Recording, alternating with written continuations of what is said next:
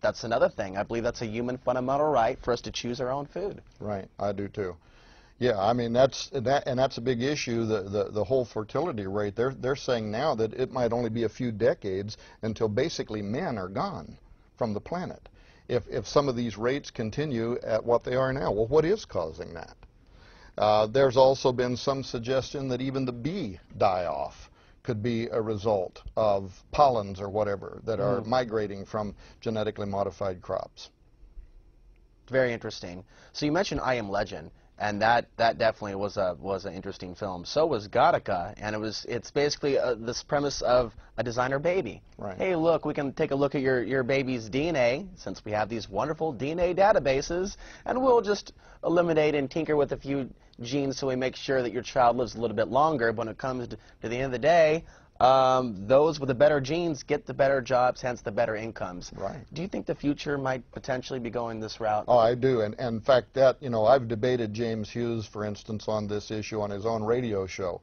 That it is going to lead to some of what eugenics was hoping to do, and you're trying to lead to an Ubermensch, create a superior man. That's the goal. That's the ambition of transhumanism, and so they write about it from a democratic point of view. That's why his lecture, Professor Max Melhem, is talking about transhumanism in the future of democracy, because they're saying we've got to make sure that we don't have inequities. That everybody's going to have some socialized Obama-type version of transhuman medicine in the future, so that everybody gets some of the basic benefits of transhumanism.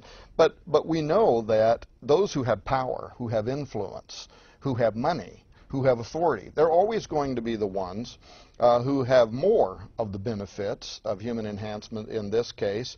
And so where you already have a gap right now, that gap is going to dramatically be inflated between the haves and have-nots. But in this case, it's going to be extrapolated to an entirely different level. I mean, if you're a CEO, you own a corporation, and you're trying to remain competitive in the marketplace, and you're competing with CEOs out there who have brain-machine interfacing, they've been enhanced, they can plug themselves in the matrix, they can think, they can process data at 1 billion times faster than us naturals, you know what I mean?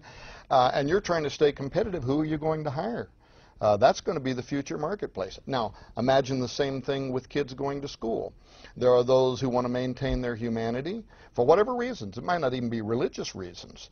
And now these kids go to school. They're always under enormous pressure anyway, especially in grade school, to want to be accepted, to want to be part. And there's the cheerleading squad or whatever, and you want to be a part of it.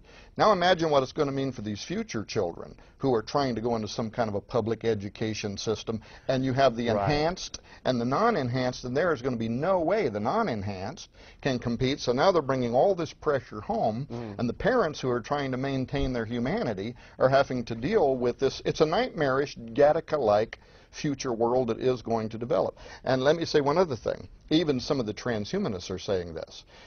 There is a really well-known transhumanist by the name of Hugo de Garis. And de Garis has been doing research for several decades in both publicly and privately funded laboratories, working on the creation of an artificial mind, an artificial brain, something kind of like the Blue Brain Project. Right.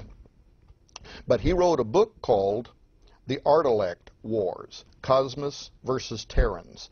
And this book reads almost like it's out of the pages of an apocalyptic piece of scripture somewhere about the Armageddon, if you will, because he's a singularitarian, so he believes, like I do, that if there isn't some intervention somehow, the Earth gets hit by an asteroid or maybe divine intervention or something that stops this, eventually we're going to reach strong artificial intelligence.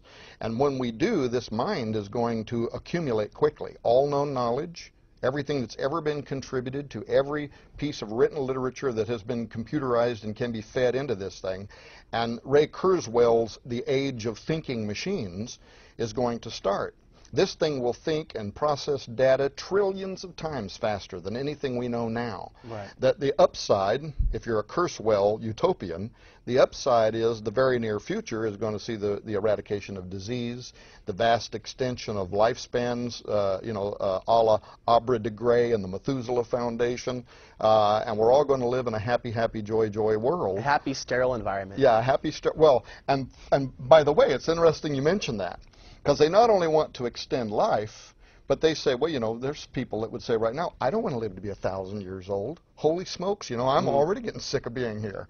So I'll just take my natural lifespan. Thank you very much. So those transhumanists respond back, oh yes, but we're going to help you with that, because we're through neurosciences, we're learning that the portion of the brain that leads to depression also leads to euphoria, and we're going to learn how to stimulate that, so you'll just be a happy little automaton out there singing little songs and skipping around in the flowers. And this certainly sounds like some sort of a de facto deal with the devil. It is. It sounds good on paper. Hey, we're going to do this, this, and this for you. But if they cared about us so much, why are they poisoning our food, our water, and our air? It just doesn't add up that they really cared about us. Yeah, well, that's the corporations, and they don't care about you whatsoever. You know, there have been even academic studies that have been done in the last few years that have verified that maybe only 6,000 to 7,000 people in the world actually control the flow of power and revenue. And I don't think, Alex, with all respect, that those people care much about what happens to you or me. To finish what I was saying about Hugo de Garis, he's saying that when the artilects, and this is a term of his invention, artilect, artificial intellect, when it comes online, it's not only going to solve our problems, it's going to start realizing that the earth only has so many resources. And if you start vastly expanding life and curing people of disease, it's not going to take very long unless you sterilize people. It's not going to take very long till you either have to expand China's 1 or 0 child policy, or as in Gattaca, you got to get some kind of a license to have a genetic offspring, or you have to move out into the cosmos. And in Hugo de Garis's mind, this same intellect will, of course, quickly resolve other technological issues related to space travel, colonization, the terraforming, let's say, of moons, whatever, and that it will make sense. Leave the earth to the humans if that's what they want, but us cosmos, that's his other term he invents, these enhanced humans want to move off-world. However, he also makes a good argument that the Terrans, meaning terra, of the earth, terrestrial, the Terrans who want to maintain their humanity don't want to leave the earth and come into conflict with the plan of the cosmos and the artilects. And what Hugo says is that before the end of the 21st century, strong artificial intelligence will put into play a scenario that's going to develop into the next world war and will literally lead to the death of billions of humans before the end of the 21st century. So talk about movies. I mean, this sounds like something right out of the next Terminator. Well, and it's backed up by mainstream news. For example, in Israel, they have set up their own, they're working on setting up their own artificial intelligence missile defense shield. I'm sure Israel is not the only country. So when the stress of war becomes too great, the machine takes over and the war continues to go on through the dark of night and through the light of day. It's a very frightening type of future we're looking at. But I agree with what you had said earlier about the potential for this happening unless there's some sort of a cataclysmic event or divine intervention to stop this from happening. Unless that happens, I do see us moving along this. I don't see anything stopping at this point. Well, and it will and the issue is the world is not ready for it, because if technological singularity actually happens, and we're already using artificial intelligence, even Google uses artificial intelligence. It's just not yet strong artificial intelligence. But when that happens and a synthetic mind comes online, it will literally change things overnight. Overnight. Within 1 week, maybe. Everything we know will be being changed in terms of everything. Government policy. I think it will immediately lead to a police state, because we will suddenly be faced with a threat that is so beyond our comprehension that we'll be paralyzed with what do we do with this thing now? And if people think that's an exaggeration, the highest think tank at the Pentagon, the Jasons, are concerned about this. There was an article just recently called Jasons Fear Brain-Modified Foes, and they were talking about transhumanism, artificial intelligence, saying that this is the next arms race.